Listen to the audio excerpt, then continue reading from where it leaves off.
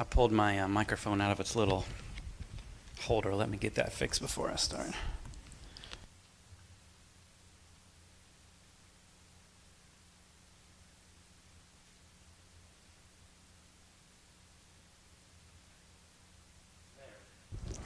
Very unprofessional way to start, isn't it? Well, it's very much an honor to be here with you, and I appreciate the opportunity just to come and worship with you and pray with you and share in the Lord's Supper with you. Thank you. Thank you for letting me be a part of your family this morning. You need only to look at the headlines of a newspaper or opening minute of a news telecast to see that something is amiss. We see suicide bombers, we see racial tensions, we see poverty, we see disease, war. If we were to sit down and start listing examples of ways that we see the world gone wrong, we could be here till midnight, all of us listing examples. I think we all would agree that somewhere, something has gotten off track.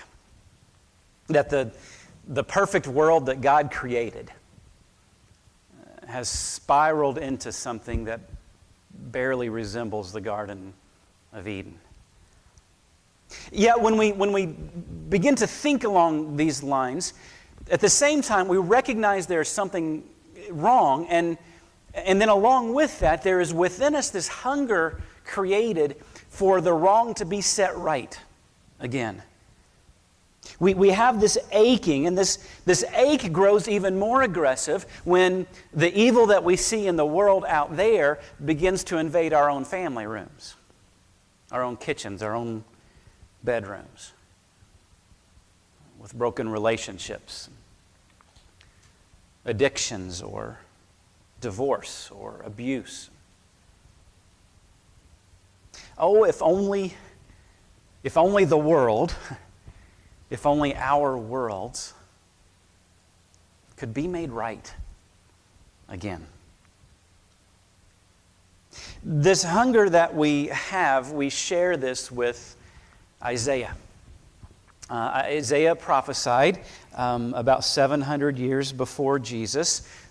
During Isaiah's time, the people of God had fallen into this moral disarray.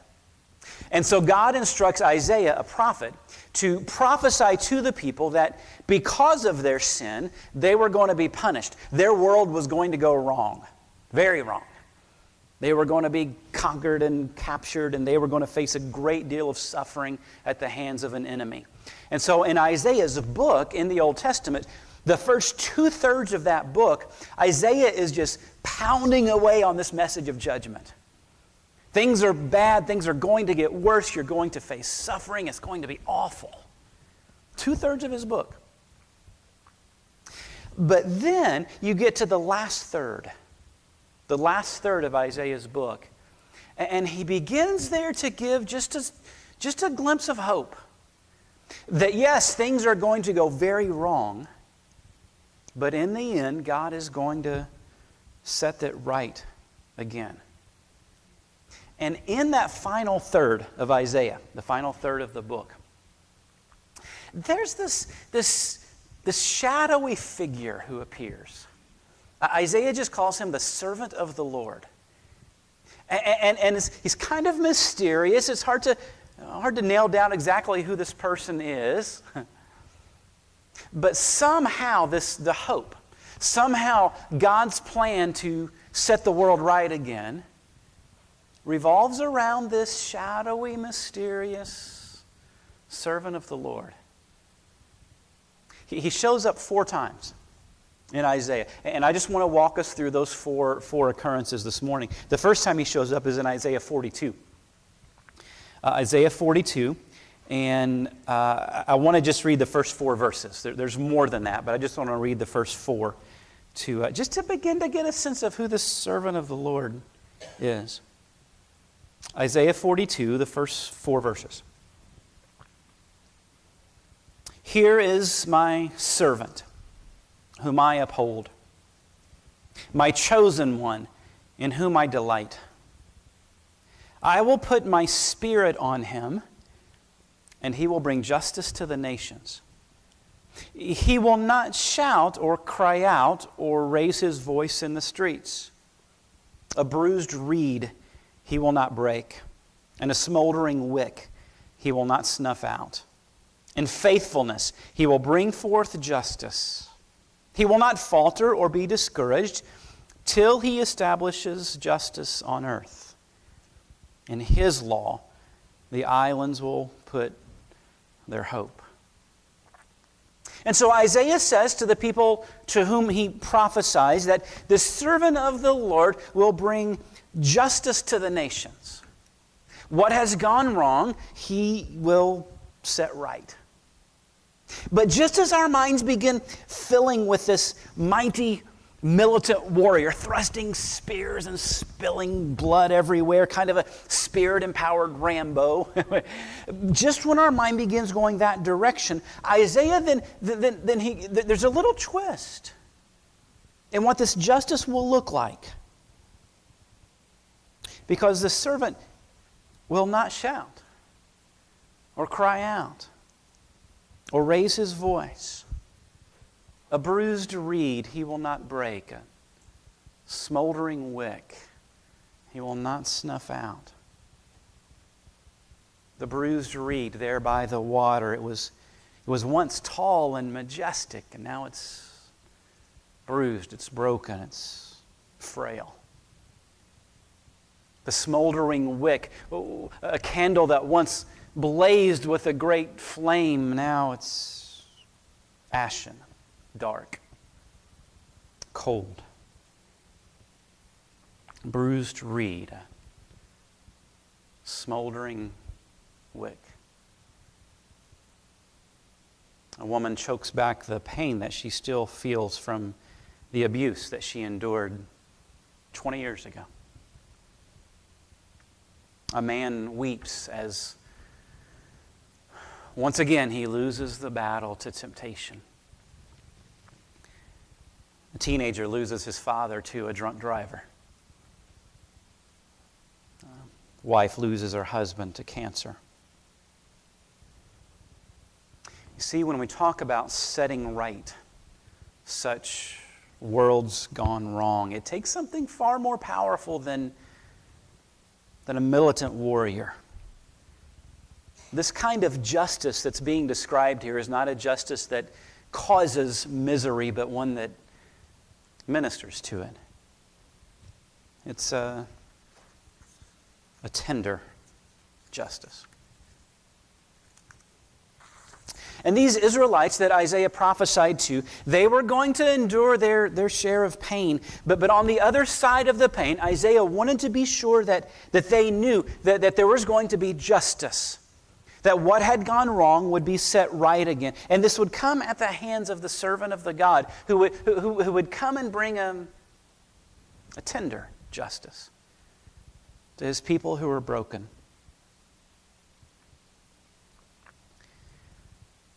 Now, just on a side note here, interestingly, if you don't mind me just giving you a little tangent.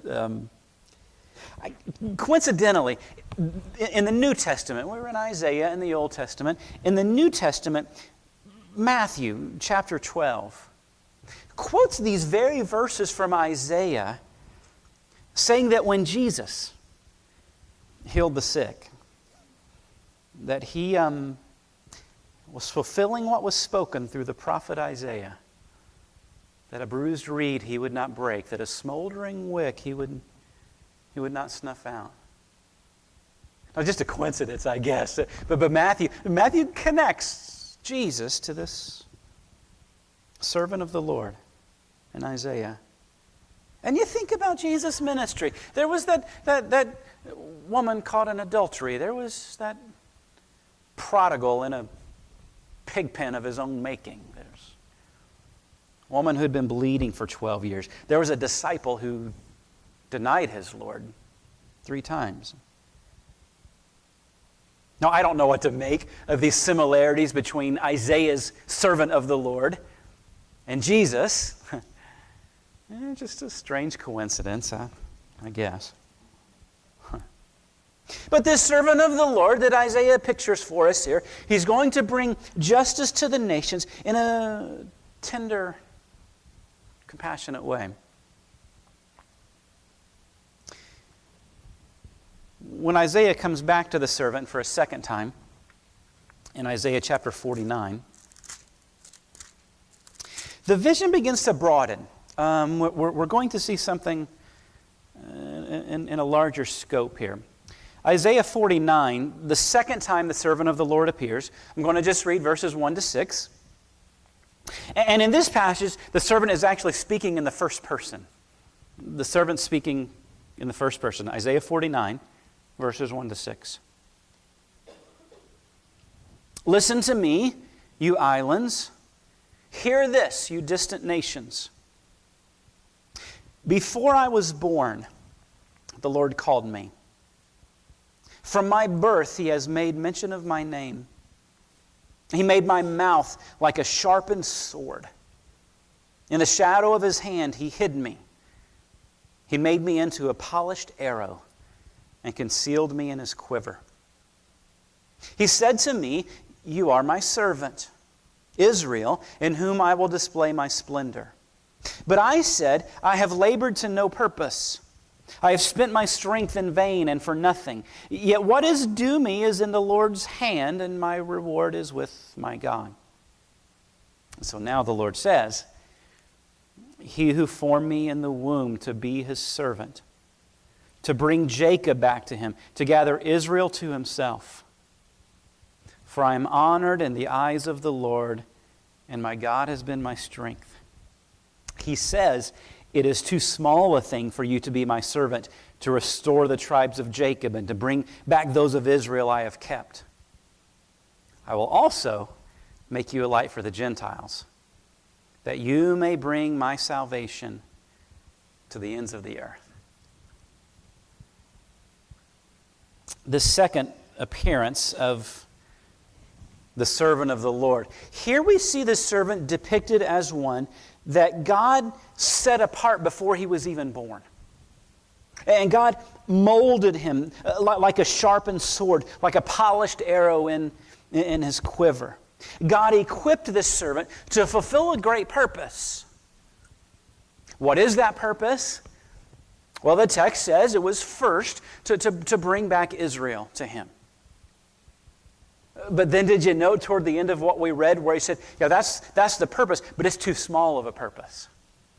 Because beyond even just bringing Israel back to Him, this servant would be a light to the Gentiles, bringing salvation to the ends of the earth. He's a servant with a global purpose, molded by God to fulfill that purpose. And in a world that seems so out of control, so random, just haphazard, what a comfort it is to know that there's a purpose. That somehow in the midst of the mayhem that we see, that our sovereign God is going to somehow take all of this mess that we see and somehow mold it, somehow use it to further His purposes. And somehow He's going to do that around this servant of the Lord. We mentioned earlier, I live at Johnson University over in Knoxville. I actually live right there on campus. My house is right there. My family and I live there. A few years back, a almost tragedy happened right in front of my house. Our house sits at the bottom of a big hill, and one of the college students was skateboarding, coming down this hill. And by the time he got to in front of our house, he was moving pretty quickly. And he lost his balance. He fell back, and he fell such that his head just whiplashed against the pavement. It fractured the back of his skull, bruised his brain. In fact, my son, who was 8 or 9 at that time, he ran into the house and he said, "Dad, there's a dead man in the road." And I went out and looked, and it sure looked like that was the case. He was still living. This young man's name is Nick, and Nick was still alive, thankfully. Of course, we called an ambulance and got him to the hospital and got a hold of his parents who live in Abingdon, Virginia, and they rushed down to the hospital. And through that evening and through that night, we didn't know if Nick was going to live or die. I was sitting with Nick's father in the waiting room there at the hospital. I happen to have known Nick's father for 20 years or more. We've been friends for a long time. And we were sitting there, and he said to me, he said, I've always had a sense that God had some special purpose for Nick. But I've never known what that purpose was. But regardless what happens tonight, I know that God will be fulfilling that purpose. Regardless what happens, I know God will be fulfilling His purpose. Now, thankfully, Nick survived and is now doing well. And in fact, his father's a preacher. Nick's actually now the youth minister with his father at his father's church. Thankfully, that story had a happy ending. But you know as well as I do, not everyone does. And I don't believe that God causes skateboarding accidents any more than I believe that God causes drunk driving accidents or terrorist attacks. I do believe, though, like Nick's father believed that evening in the hospital waiting room, that regardless what does happen in our world gone wrong, God can take that and use that to further His purposes. There's some purpose being accomplished in the midst of the madness. And it all has something to do with this shadowy, mysterious servant of the Lord.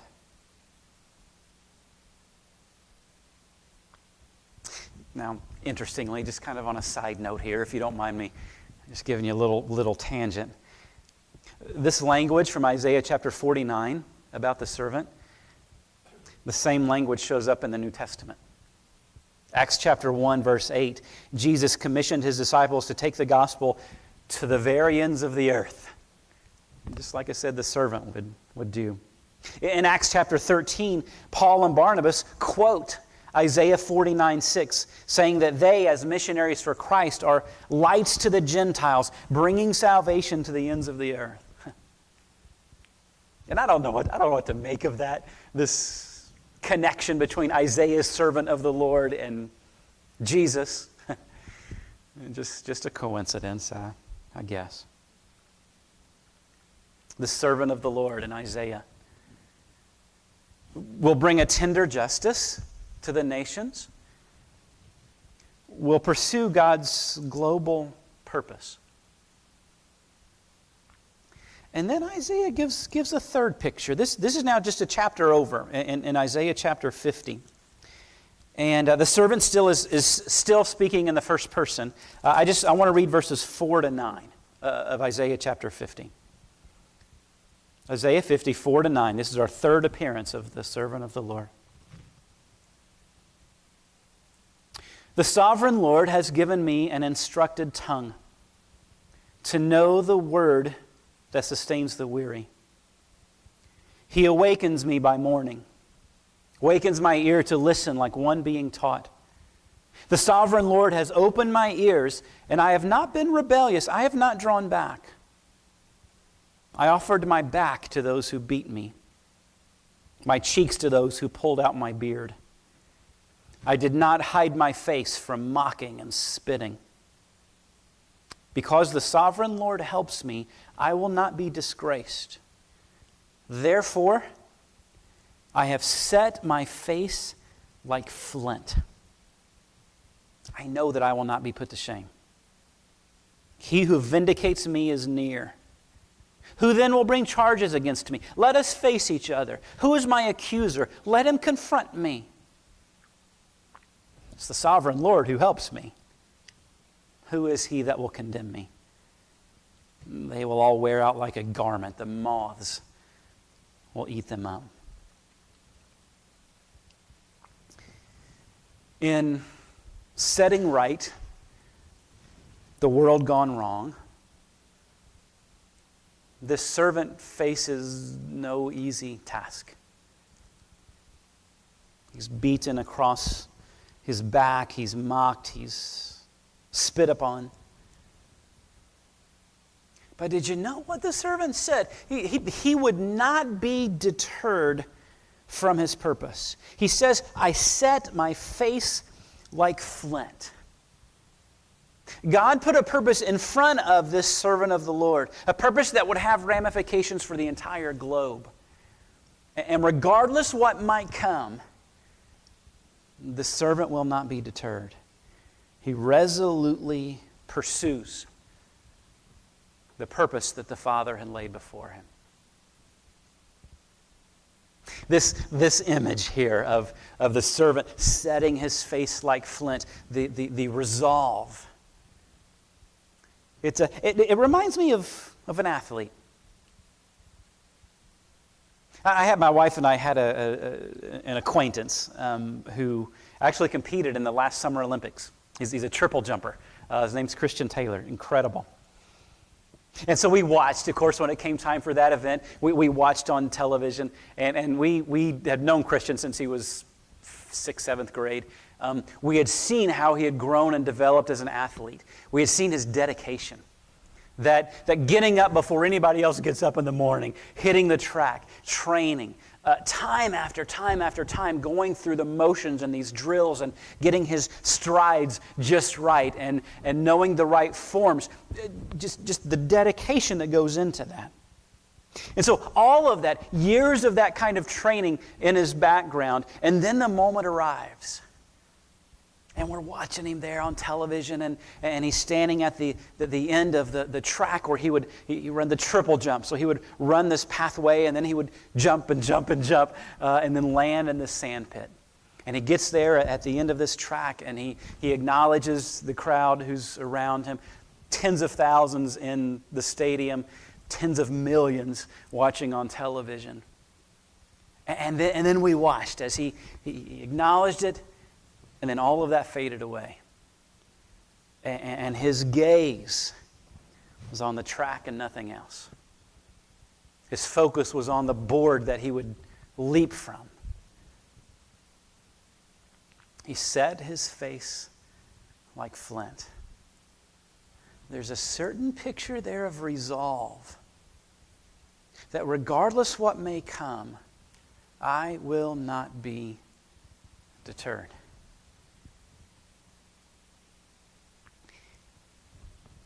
Interestingly, on a side note, if you don't mind me just going off on a little bit of a tangent here, this language in this third servant song, it reminds me of something that Luke wrote about Jesus. In Isaiah, it says of the servant of the Lord that he set his face like flint to accomplish what God had put before him. Luke chapter 9, verse 51, it says of Jesus, and this is literal from the original language of the New Testament, that Jesus set his face toward Jerusalem. Jerusalem, where he would face trials and scourging and beating and mocking, and he would be spit on, and where his hands and feet would be nailed to a cross. Jesus set his face toward Jerusalem. And I don't know what to make of that similarity between Isaiah, servant of the Lord, and how Luke describes Jesus. Just a coincidence, I guess.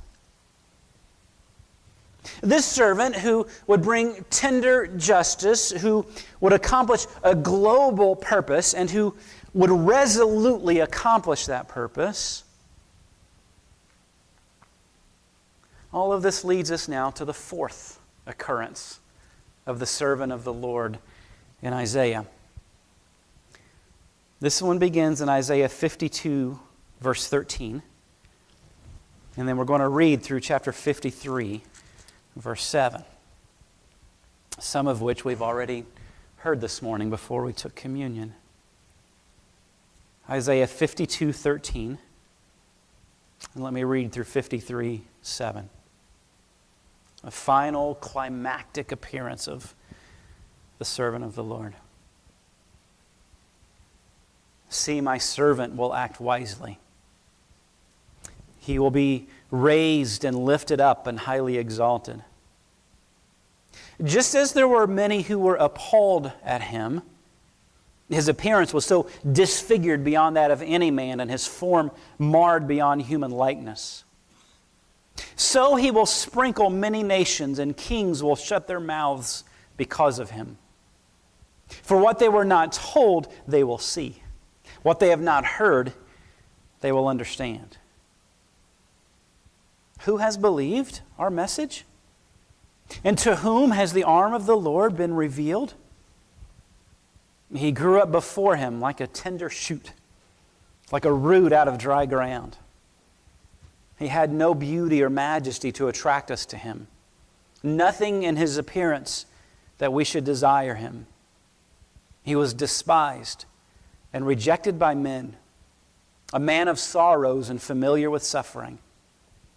Like one from whom men hide their faces, he was despised.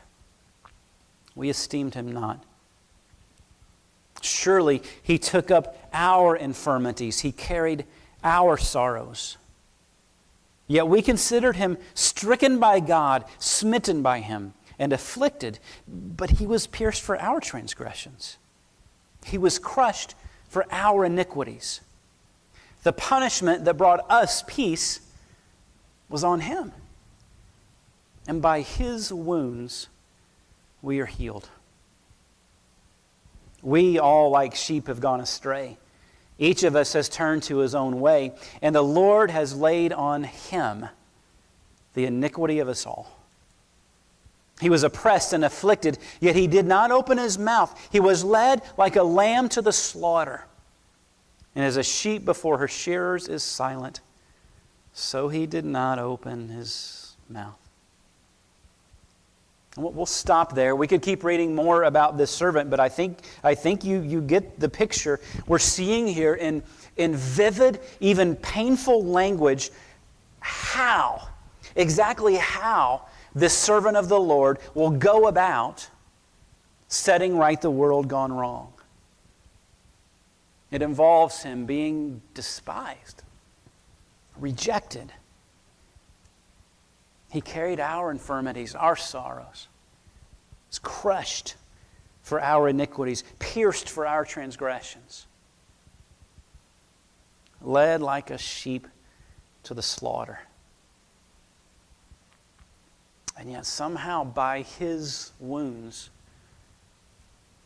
we're healed. Apparently, this servant of the Lord in Isaiah will set right the world gone wrong by giving his life as a sacrifice for all of the wrong.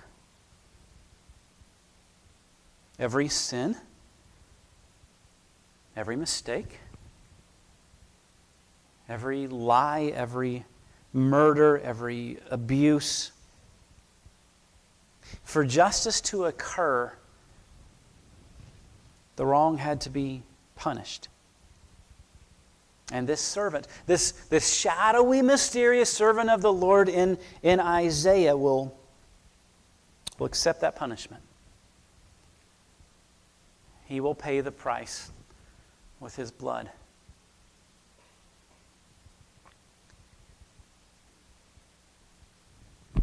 Interestingly, on a side note, if you don't mind me taking just a little bit of a tangent here, this fourth servant song from Isaiah 52 and 53, it's quoted everywhere in the New Testament. It's all over the place. It's in Matthew and Mark and Luke and Romans and 1 Corinthians and Philippians and 1 Peter. Peter quoted this directly and said, and it's by his wounds you have been healed. And Peter was talking about Jesus. I don't really know what to make of those similarities between Isaiah's servant of the Lord And Jesus, just a curious coincidence, I guess. All these people of Israel, 700 BC,